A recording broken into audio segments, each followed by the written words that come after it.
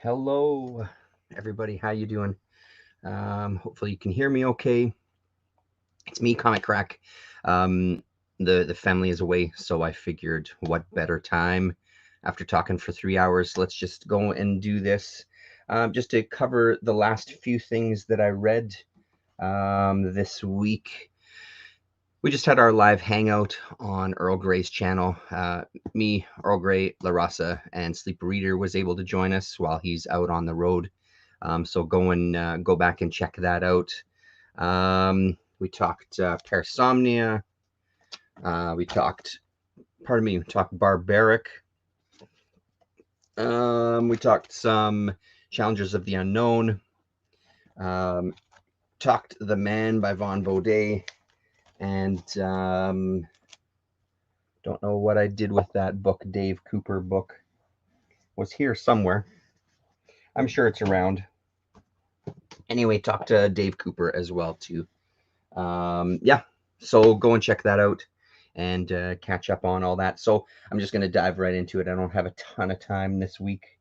So just to finish off the more mainstream stuff that I read, Justice League Infinity. This is issue number 2 from this series. Not much to say about it. This one didn't. It was good. Honestly, thinking back on it now, nothing really stood out to me. Oh, that's right. This was kind of the alternate dimensions. So Superman, um, our kind of the Superman that we know and love, gets transported to a different world and then their Superman comes to ours, and their Superman is kind of this. What was this? I know. I'm sure it appeared in the comics. Let me find a good shot of him here. Stand by. Sorry. Well, there you go.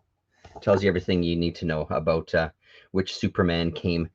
It wasn't Red Sun, was it? Was that miniseries? I don't remember. Anyway, I'm not up to speed on my Superman, but I think this character also made, or this version of Superman also made an appearance in the animated series as well too.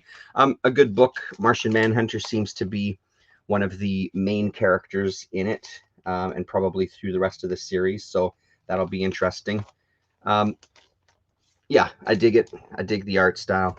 I'm more about the Batman animated stuff than I am with this, but I'm glad I'm picking it up to give it a shot. The Nice House on the Lake. This was issue number 3. So this series caught my attention from number 1, no doubt about it. Number 2 solidified it a little more, and for me, number 3 kind of knocked it out of the park. I'm loving this book so far. I think this is a really, really interesting premise. I really love the way that this story is kind of being put out there for us. Um, just kind of continuing on the mystery. Ragamuffin, how you doing, man? We missed you in the stream today. Um, so this just kind of keeps giving us little nuggets into this mystery. In this book, most of the characters seem to be ready to just, and I love this title page. It's so great.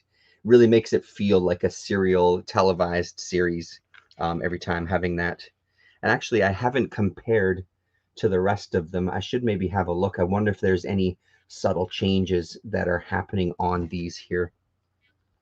Oh no, those aren't people there. I thought some of those shadows over here were silhouettes of people walking along the shore or something, but it's not. So maybe there isn't anything going on in there. No, we were here this week. We were back. Next week we're going to be back on Damia's channel, just the 3 of us. Earl Grey is going to be away, and we're kind of back into regular rotation. It was just a couple of week break there. A lot of the characters, and again with this gorgeous art style that this time almost looks like it's colored in with pencil crayons. Really beautiful. Most of the characters are kind of taking the angle that, well, why don't we just go out on the boat? Why don't we just kind of take a day off? I know that this is crazy. I know there's a lot to digest, but why don't we just take it easy and see what this place has to offer us. I'll make some dinner tonight. And one of the characters basically is, fuck that. Fuck you guys. I want to get the hell out of here. This is insane. I can't believe you're even thinking this. So he starts to go exploring the space itself. And as he kind of gets to the border, the dumb protagonist, yeah. As he gets to the border, he notices kind of like this force field rather, that's surrounding it, that he can't get through. It stings when he gets through, so it doesn't cause any extreme pain. And he starts mapping out the space.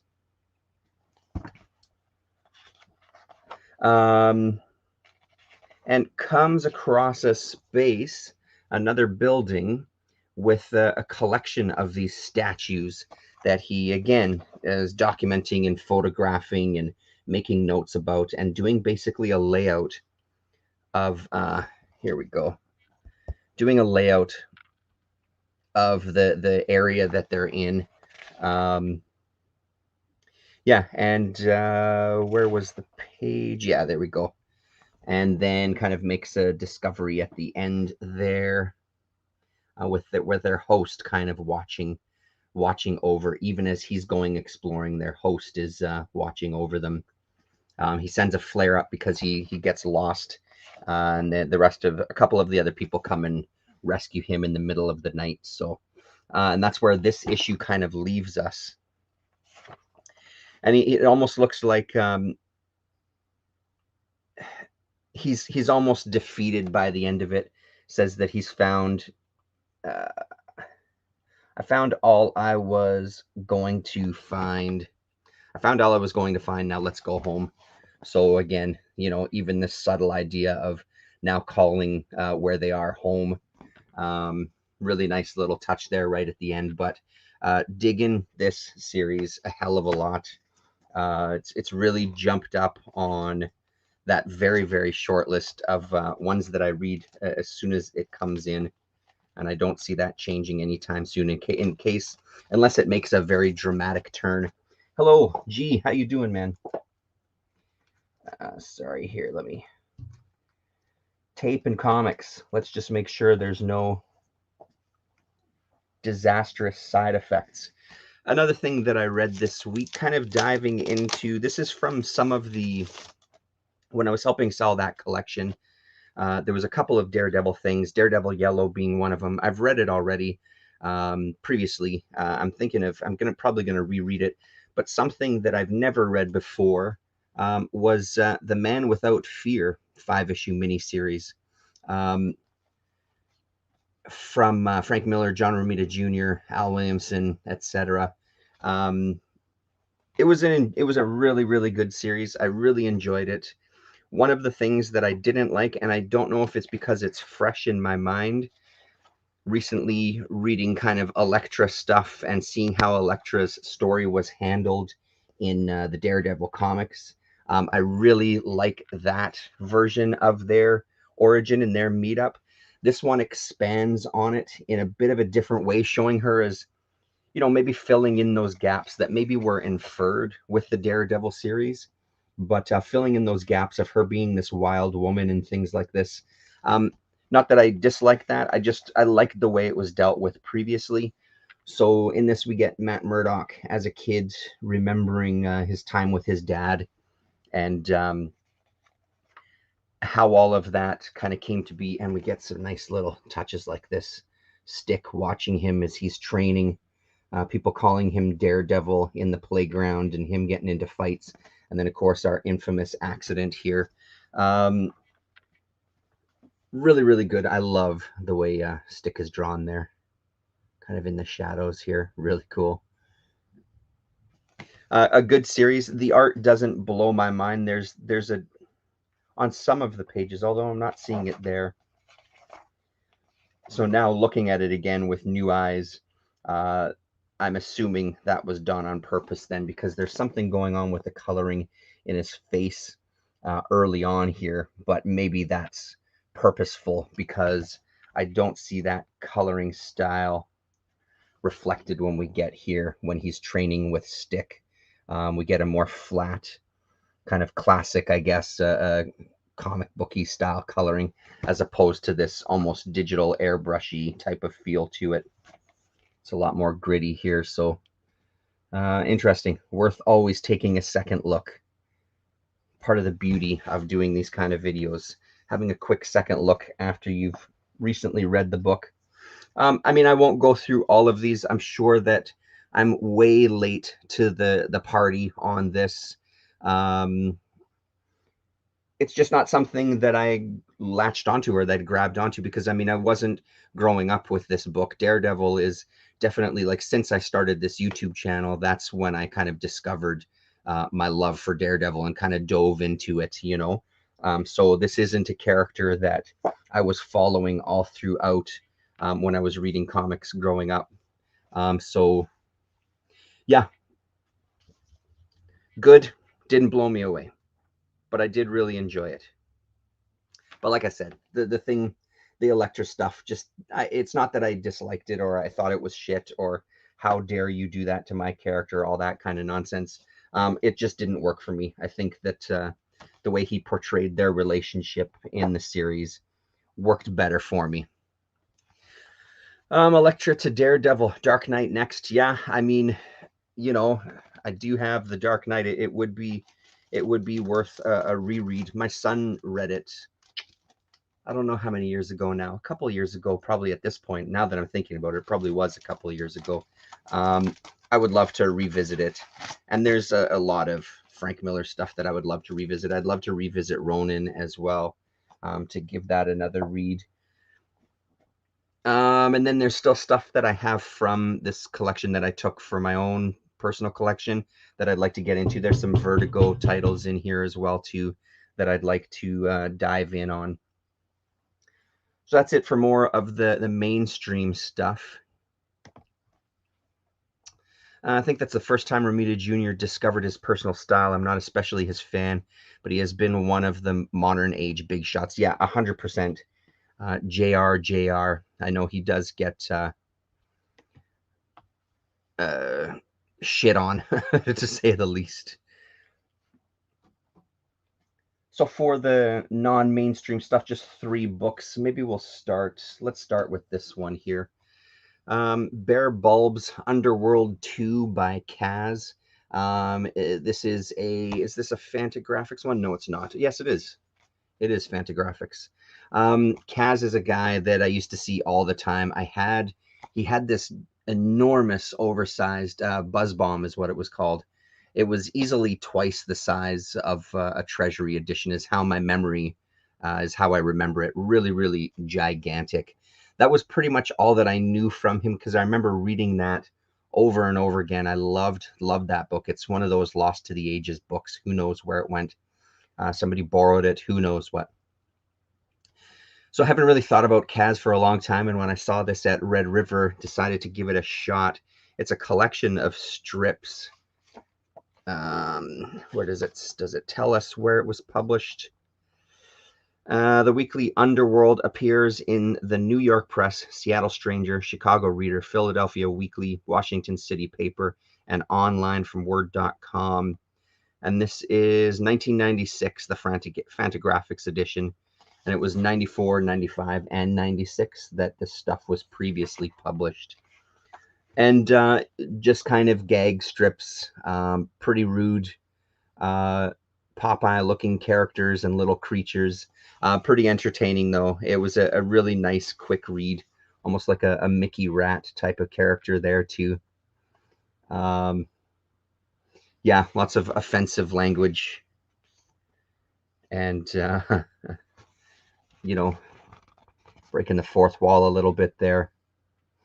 Boss says we got to draw you cuter, so they draw him cuter. And he just ends up looking ridiculous. Illness, madness, and death are the dark angels who watched over my cradle and have accompanied me throughout my life. So a nice style. Shoving his buddy down his pants because he's worried his dick is too small as he's going to meet up with a lady. And his buddy with his ball sack looking pants there. So hey, there we go. There's another for the so add another check mark to the Comic Crack Finds Penises in Comics list that we checked off earlier in the stream, or in the previous stream. Yeah, entertaining, very, very quick read. Not much else to say about that. Well worth picking up if you find it for $1 or $2. And then again, another one. I'm not gonna bore you too much with this. You know it, you love it. You know I love it. This is so good. The bonus with this particular edition here, the daily strips, is we get a nice history of how he got into comics, how he started comics, all of that, and we just get to see Reed Fleming at his absolute best. 78 cents or I piss in your flowers. And this was great. A quick read. I've read these a million times. I will absolutely read them a million more times throughout my life because I love Reed Fleming. So it's a no-brainer. If you see it, dollar bins. Dollar bins are filled with Reed Fleming. Pick them up, and you'll dig them. I promise.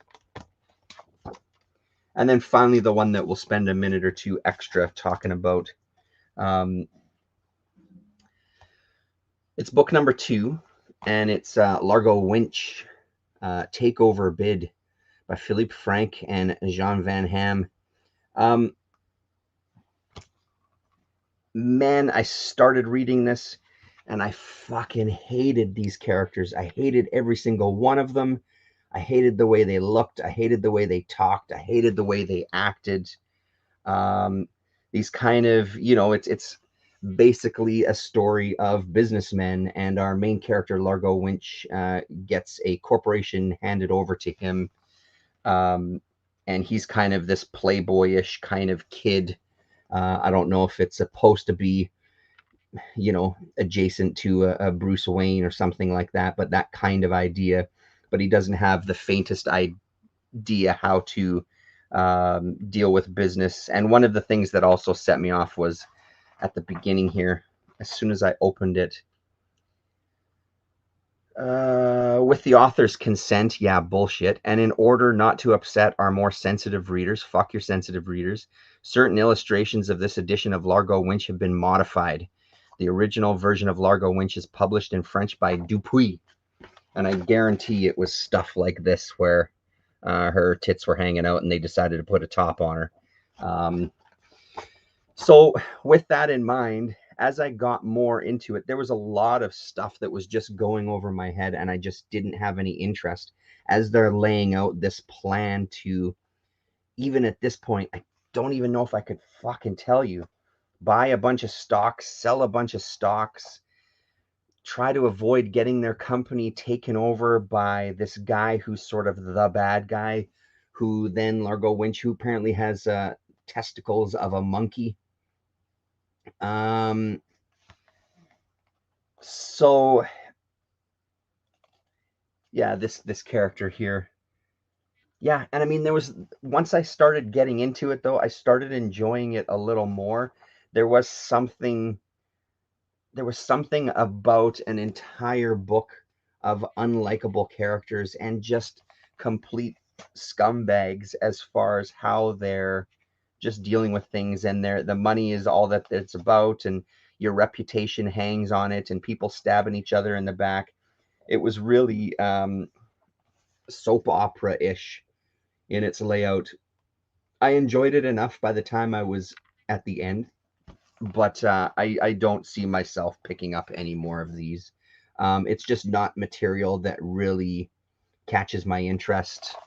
Yeah, it's just not material that catches my interest. So I was a little disappointed, even though, like I said, I did eventually get into it. And there was some kind of espionage-ish type elements that I thought were pretty interesting. We meet Largo Winch's friend, who's obviously has a bit of a criminal background, as they break into an office and take photos of some files and things.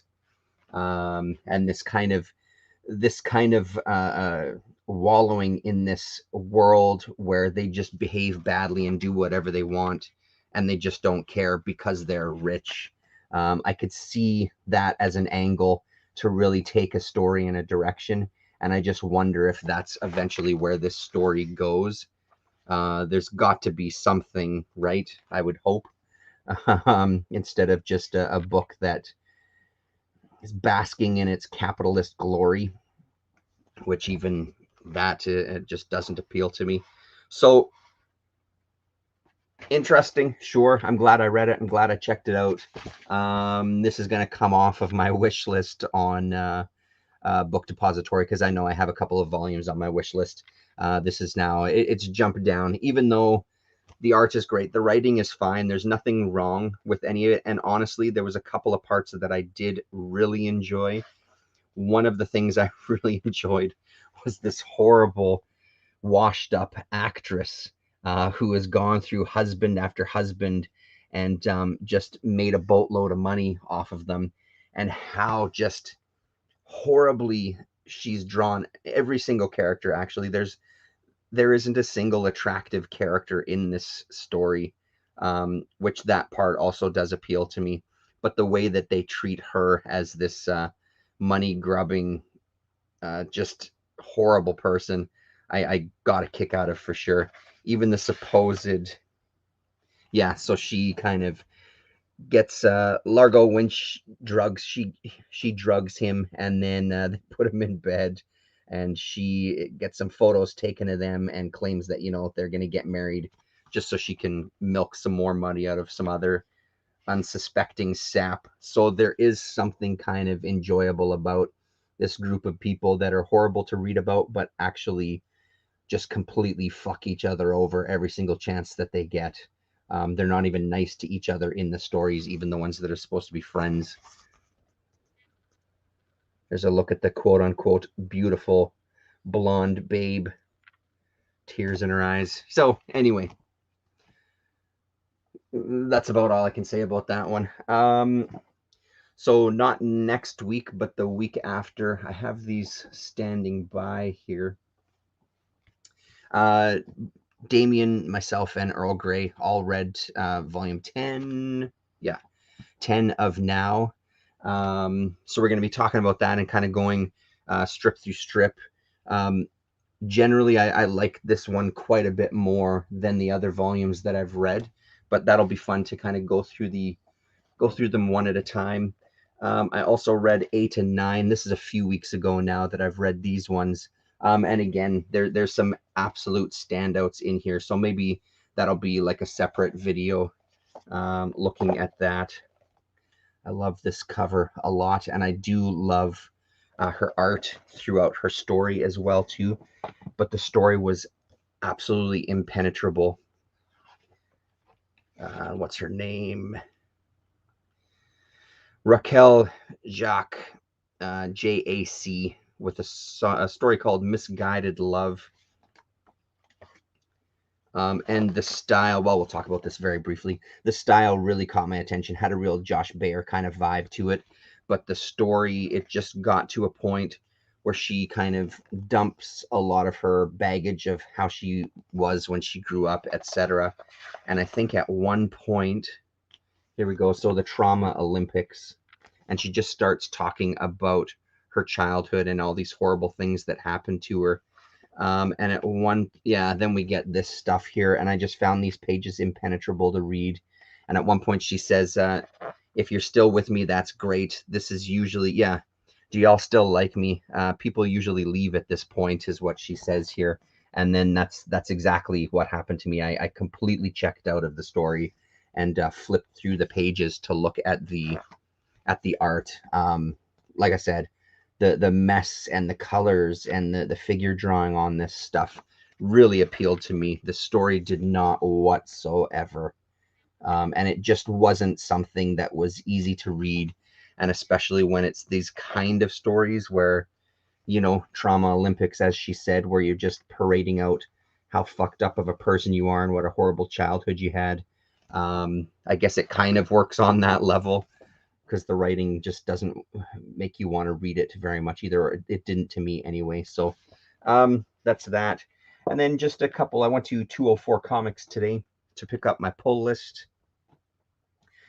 Just as much as a surprise as it is to anybody else, I decided to pick up Superman Red and Blue #5 and Wonder Woman Black and Gold #2. So what got my attention about Superman Red and Blue is there's a Daniel Warren Johnson story in here that I saw as soon as I opened it up, and that was a no-brainer. I'm really loving his work. I was saying on the stream earlier this afternoon that when I watched his live stream on Friday night, maybe it was, he briefly spoke about, somebody asked him what the next project was that he was doing, and he said he's working on a creator-owned independent book. So I feel like he's done really, really well getting himself some Marvel work, getting himself some DC work, making sure he's on everybody's radar, and then going full bore into independent stuff. So I hope that that's the angle that he carries on. So I bought this solely for his story because I wanted to check it out. This first story, the art looks passable, it looks fine, but nothing else really in this issue stood out to me. But who knows? Maybe it'll be great. And then it was the same thing with Wonder Woman Black and Gold. As much as I disliked the first issue, it just didn't do anything for me. There's a lot of great looking art in here, and I just want to give it a second chance and see what happens. I'm hoping that it's a little less of a mixture of adult, quote unquote, adult versus kid stories, but we'll see.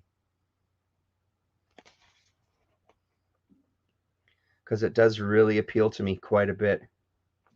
Some of this stuff looks really, really nice. So I'll give it another shot. Why the hell not? There was nothing on my pull list, by the way, is why I picked these up off the shelf. I had nothing there in that shop. I think I have 5 titles. And then Swamp Thing #6, I picked this up as well. And I'm really looking forward to reading this. I'm loving this story. We talk about Ram V today in the chat as well. Beautiful interior art, beautiful coloring. Really, really great story. Talking to Ashley at 204 Comics today as well, too. And we were talking about Ram V, and just it just feels like instead of just parading out the character because he just wants to write a story with the character and kind of not phoning it in quite, but it really feels like he's really trying to do something here, and he's succeeding so far with really bringing something to this character and to this world. He's excellent. I'm very, very glad that I gave him a chance. It makes me really want to read his Justice League Dark stuff. I want to dive in and see what he brought to that team. But yeah, this art is gorgeous in here. Colors seem to pop a little more. I don't know what it is. This paper isn't the usual. I'm just noticing that now. That doesn't seem to be the normal kind of paper, but maybe it's something that DC uses a lot and I'm just not familiar with it. So hello, Justin. And there we go there. And then while I was there, hit the back issue bins and bought a couple of back issues for a whole solitary $1. Brave and the Bold number, what is this? 199. I think it only went to 200 issues. Batman versus the Spectre. Looks great as I was flipping through it before going to the stream. There's a couple of really nice pages, or I thought they were anyway. And that texture of that old pulp, forget about it. Here we go. This is what I want. Giant monster and Spectre. I'm only assuming he's throwing a moon at him. At least I hope so, as they're in the stratosphere. But whatever it is, that looks fantastic. And on this one, who do we have here? We have Mike W. Barr as the writer, Ross Andrew and Rick Hoberg as artists, Todd Klein letters, Adrienne Roy colorist. Spectre in all his glory there. Saving a train, fixing a bridge. Looks great. Really great.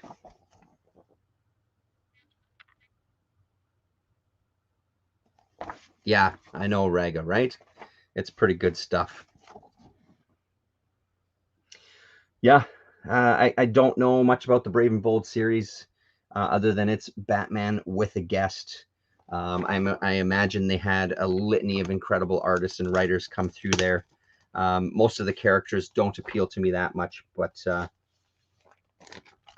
one with the Spectre for $1 sold. A couple more Strange Tales, issue 137. The staple is popped on the top staple in the middle couple of pages, but it actually looks like it'll be fixable because the paper itself isn't ripped. I just read issue 136 last night and loved it, and I've got issue 138, I think 139 and 140, so I was glad to find this in the bin so I can read a few back to back here, which is going to be great.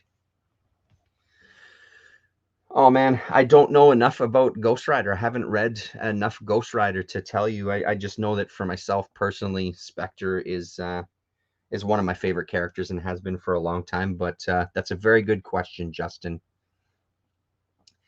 Issue 156, another in the kind of Umar storyline. I think it's issue 157 where we get the first appearance of Eternity. I don't know. So I've got 155. So again, this fills in a nice gap, so I can read a few of them back to back.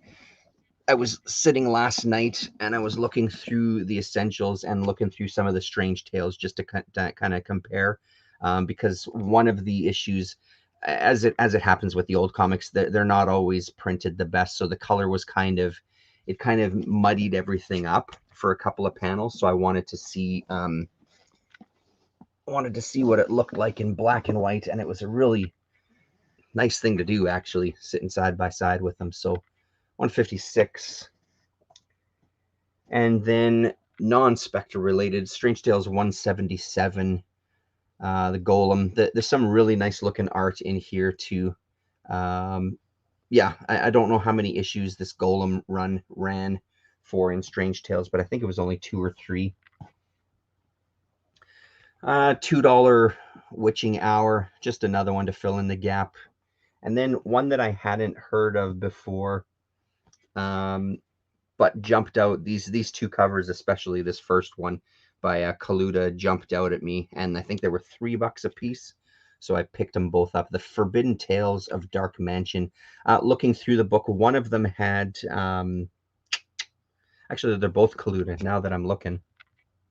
Oh, look at that. Clever bastard. Put his signature backwards in the mirror. Maybe it was this one. Let's open it up.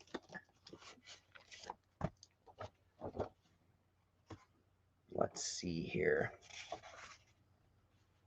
Yeah, so I was right. So Howard Chaykin in this first one doing some art. Howard Chaykin and DeZuniga. Is that Tony DeZuniga, I think was his first name.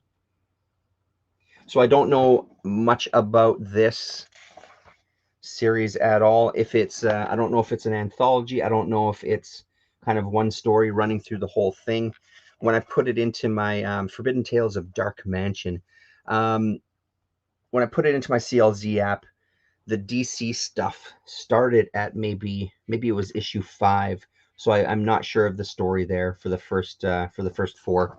I'll probably reach out to John DaCosta on the Twitter and see if he can tell me more about it. But again, great covers, a fair price. Why the hell not? And I think, was it in the next one? Let's have a look. Or it might have been in the Witching Hour. Let's have a quick peek. Bear with me. This is the last book, but there was some Alex Nino stuff, and I can't remember. Yeah, here it is. It was in this issue. Doing a backup story here. In an even more crazy style than it feels like I've seen him. Is that focusing? There we go. Those are fucking incredible panels right there. That's what I want to see him draw. I want to see him draw some wild ass demonic monster story. It's called The Blank Space. but just how unusual, especially, you know, the older you get and the more art, especially in mainstream comics, that you end up seeing, this stuff just completely stands out, and I can't really imagine the reception at the time in it. Well, I guess in a book like this, if there was a lot of people reading these books, which I don't know that there was, I'm sure it mostly went unnoticed. But I mean, that's some crazy shit right there. That's a great panel. Yeah, such a badass is exactly right. And it's he's just been on my radar so much over the past few months. And I'm so glad for it. I follow him on Instagram as well too, and he'll post short videos where he's drawing a piece of art, or drawing a page, or drawing a commission, and just seeing how he sits and does his line work. It has this kind of randomness feel to it, like he's just doodling, even though you know full well that that's not what he's doing. It really has this, you don't even know what you're drawing. It's almost like this Burroughs type of automatic writing that he's doing with his markers and with his tools. That was the last page of it there. So beautiful looking stuff, and then the colors really offset this nice, and just the angle on some of the characters there that look up underneath this guy's chin with his chinless girlfriend.